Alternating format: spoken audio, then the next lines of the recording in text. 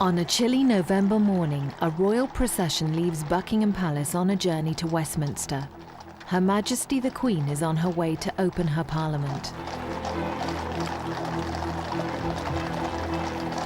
Following behind in another coach is one of the greatest symbols of her reign, the Imperial State Crown. The pomp and ceremony of her arrival at Westminster is matched only by other images of her monarchy.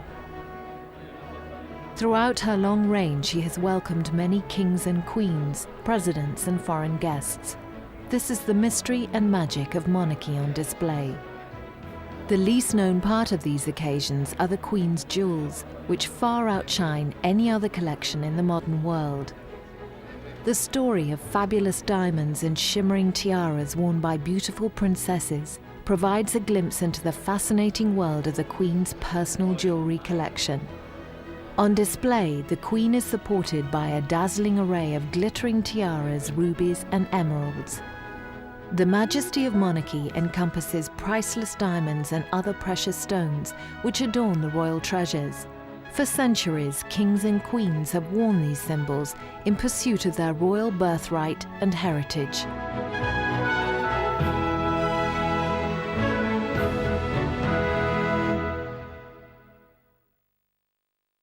Centuries ago, when the St. Edward's crown was used for coronations, the jewels were hired in. Nowadays they are real, and when Prince Charles wears the crown for his coronation, it'll be a heavy moment as it weighs nearly 4 pounds. Made of gold, it contains 444 precious stones, and when Prince Charles's grandfather was crowned in 1937, the Archbishop of Canterbury had to have a very steady hand to place it over the king's head. To make it easier to wear, the crown is cushioned on a band of velvet, a royal custom introduced by King Henry IV 500 years ago. Following his coronation, the king's family assembled wearing an array of many crowns. These are symbols of monarchy. They are to be worn and to be seen that they are symbols of monarchy. In 1937, Queen Elizabeth wore her crown, which contained the legendary Kohinoor diamond. In 1902, the wife of King Edward VII, Queen Alexandra, had a crown which contained the Kohinoor diamond. The Queen Consort's crown today is set with diamonds which belong to Queen Victoria, but it's the legend of the Kohinoor diamond which makes it so outstanding. At the coronation in 1902, the crown contained the Kohinoor and 3,688 diamonds. If Charles and Diana had stayed together, Diana would have worn the Queen Consort's crown at her husband's coronation.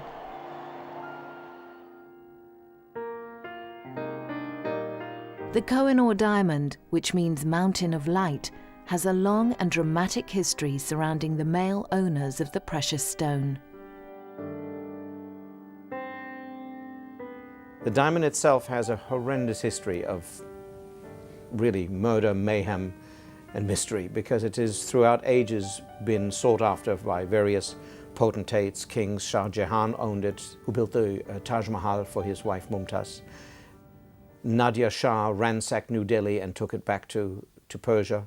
Then it became part of the Afghan royal family, where brother blinded brother so he wouldn't see it.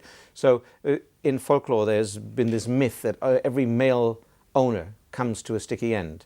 So therefore, just to be on the safe side, it has always been worn by women.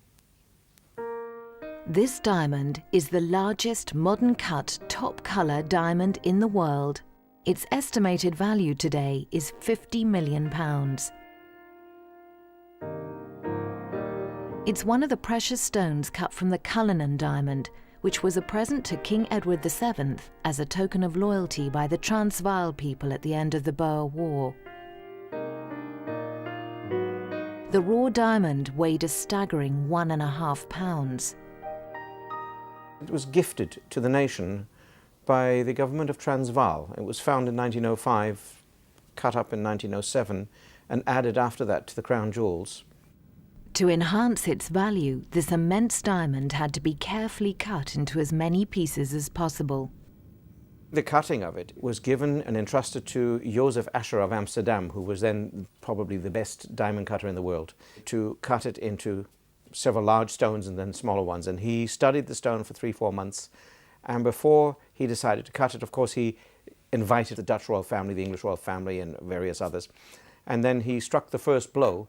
And of course, if he misjudged, it would have just shattered like a car windscreen. But as it didn't, it fell perfectly in 2 pieces.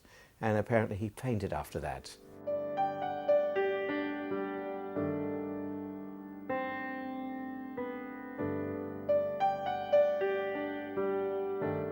The largest piece cleaved from the mighty Cullinan diamond is the pear-shaped Star of Africa, weighing 530 carats. It's the most valuable stone in the crown jewels, and as part of the coronation regalia, it is held in the sovereign's right hand. As a gift to the nation, it has to be shown to be seen somewhere.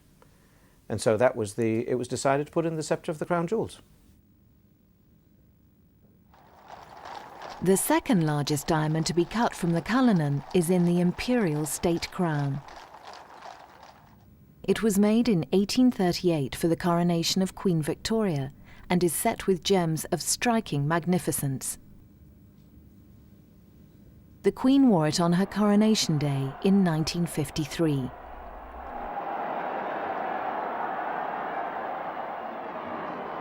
The Imperial State Crown contains the Black Prince ruby brought back to England in 1367 and later added to the crown jewels by King Henry VIII. Beneath it is the huge second Star of Africa with emeralds and sapphires. For her coronation, the Queen bears the mighty weight of the Imperial State Crown. Despite being altered to reduce the height, the crown still contains 2,800 diamonds. Every year, the Queen wears it for the state opening of Parliament. My lord, pray be seated. It's been traditionally used throughout the centuries. The monarch has always opened Parliament. Since Victoria, the same crown in essence has been used. It's been modified, been renewed, but in essence the state crown has been the same for the last 150, 160 years. From her throne in the House of Lords, the Queen outlines her government's legislation. The third and fourth diamond to be cut from the Cullinan has traditionally been part of the Queen Consort's crown. Known as the Lesser Stars of Africa, the gems can be removed from the crown and worn separately. They were brought by King Edward VII, and to this day they are the Queen's personal property. In 1911, the Queen's grandmother, Queen Mary, wore them on her dress as a brooch. Their estimated value today is £12 million. In 1937, Queen Mary wore them pinned to the front of her dress at the coronation of her son, King George VI. Beside her were her grandchildren, Princess Elizabeth and Princess Margaret. The Queen often wears the Lesser Stars of Africa as a brooch, together with another stone cut from the Cullinan diamond, which she wears as a ring. One of the Queen's favourite jewels is the heart-shaped diamond brooch cut from the Cullinan. 2 more Cullinan diamonds were used to create another magnificent brooch. They were taken out of the crown jewels, and they are in royal possession because they always were personal pieces of the monarch.